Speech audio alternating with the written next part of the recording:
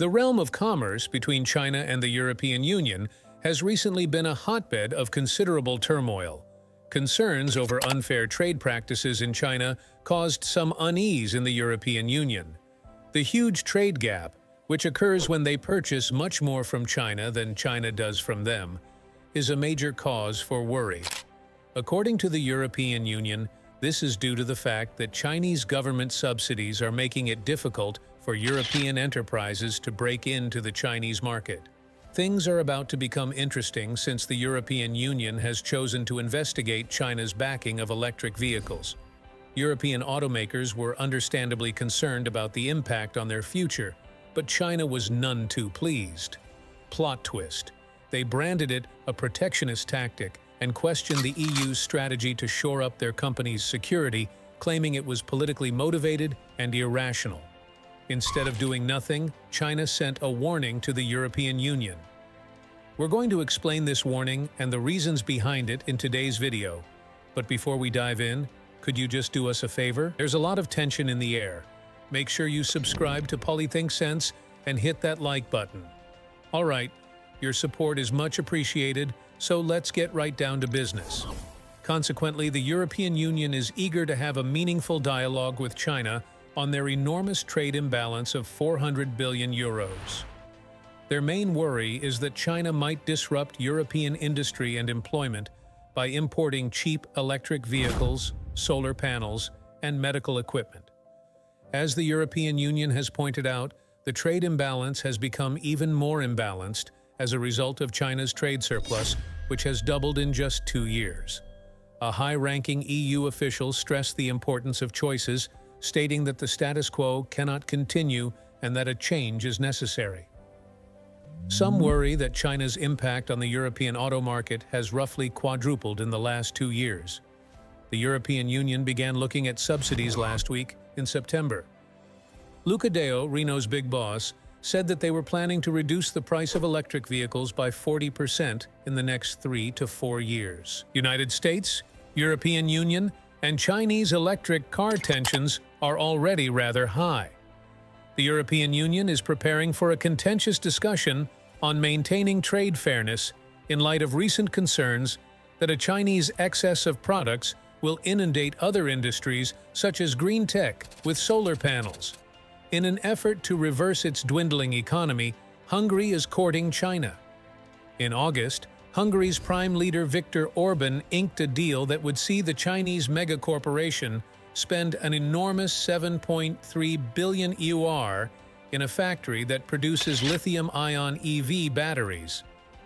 But according to an EU source, insiders are claiming that if this imbalanced trade persists, Hungary and the rest of the EU would be unable to cope with the resulting loss of jobs. It makes no sense for sources to have too much capability, particularly from a political standpoint. China President Xi Jinping met with senior EU officials on December 7 to warn them that, due to their different political systems, China and Europe should avoid viewing each other as competitors or getting into confrontations. This is because even countries with a good relationship with China will find it impractical for their industries to be continuously undercut. This summit marked the return of the two sides after a 4-year absence. From trade imbalances to Ukraine, they discussed a wide range of topics. According to her, China is eager to become an important trading partner with the European Union, and he is also keen in collaborating on cutting-edge tech, such as AI. She urged the European Union to stop interfering in their relationship at the meeting at the Diutai State Guest House in Beijing. His main point was that people on both sides have to learn to trust and understand one another and have a positive impression of one another. Powerful EU members, such as Ursula von der Leyen. During their brief visit, Charles Michel and Joseph Borrell also had a meeting with Chinese Premier Li Qiang. Li informed them that China opposes any and all political and security concerns, as well as those pertaining to trade and economics, including the fundamental principles of market economies. He cautioned the European Union to maintain a level playing field in its economic policies and trade measures. There was a sense of urgency among EU officials since these discussions were their last opportunity to meet with high-ranking Chinese officials before the 2024 European Parliament election. which would result in leadership changes inside the EU. While they do have some common ground on issues like artificial intelligence and climate change, von der Leyen informed her straight up that there are imbalances and discrepancies that need to be addressed. According to Michel Shaman, the European Union is aiming for a long-term partnership with China that is mutually beneficial. Everyone was trying to downplay their expectations leading up to the summit. In a little setback, China's Foreign Minister Wang Yi even cautioned Europe against reviving the Cold War and in favor of stability and peace. Italy has informed China that it is withdrawing from the Belt and Road program. Despite several meetings, the EU and China have failed to resolve the thorny issues in their relationship. China is urged by the European Union to use its influence on Russia in order to halt the conflict in Ukraine. And they're putting pressure on XI to prevent Chinese enterprises from supplying Russia with combat supplies built in Europe.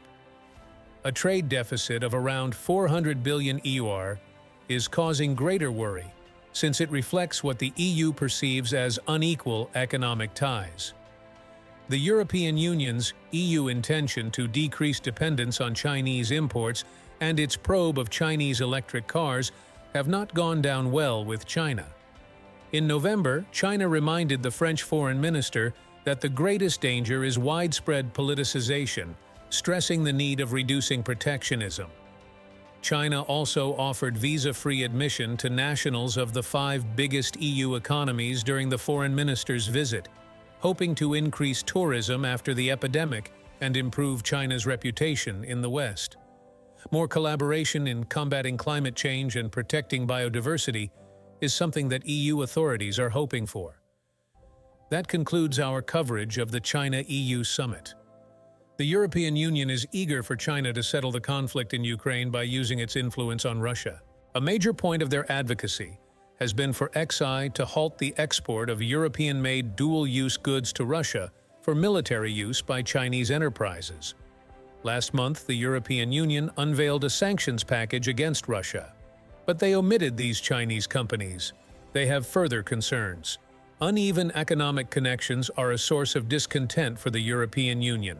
They claim that the limitations placed on EU companies attempting to operate in China are to blame for their massive 400 billion euro trade imbalance.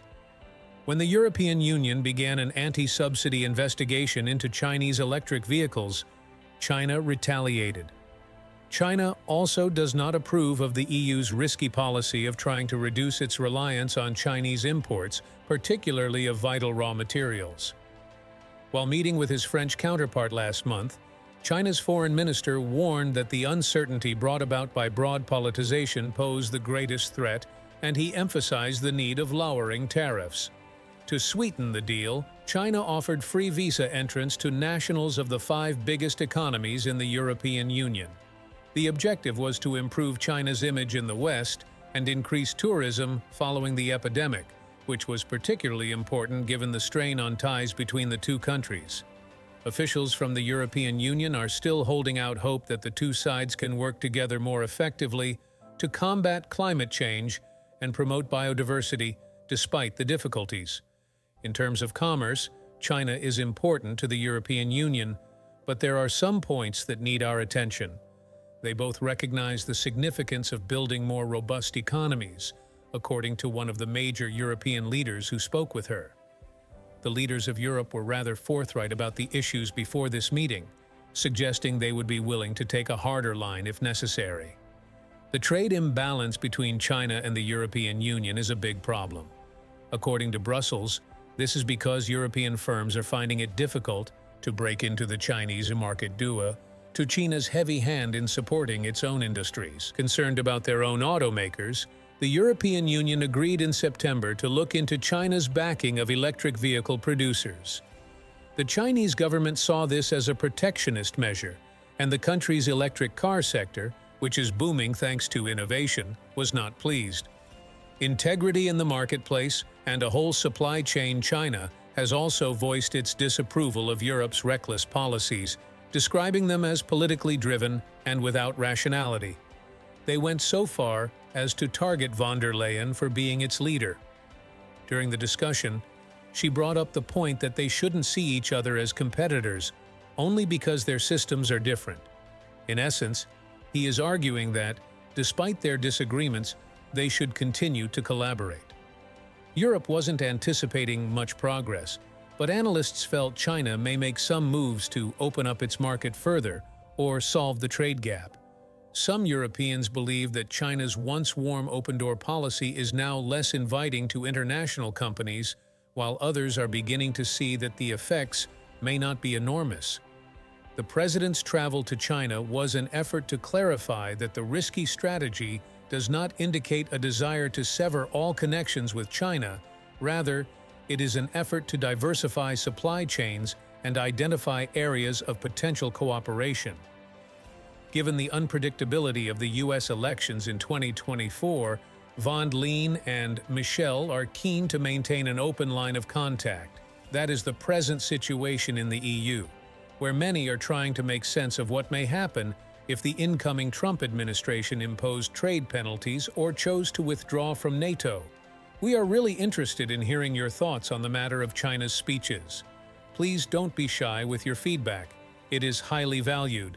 Leave your opinions in the comments section. Also, keep an eye out for upcoming videos if you're interested in global news, particularly as it pertains to the economy and politics.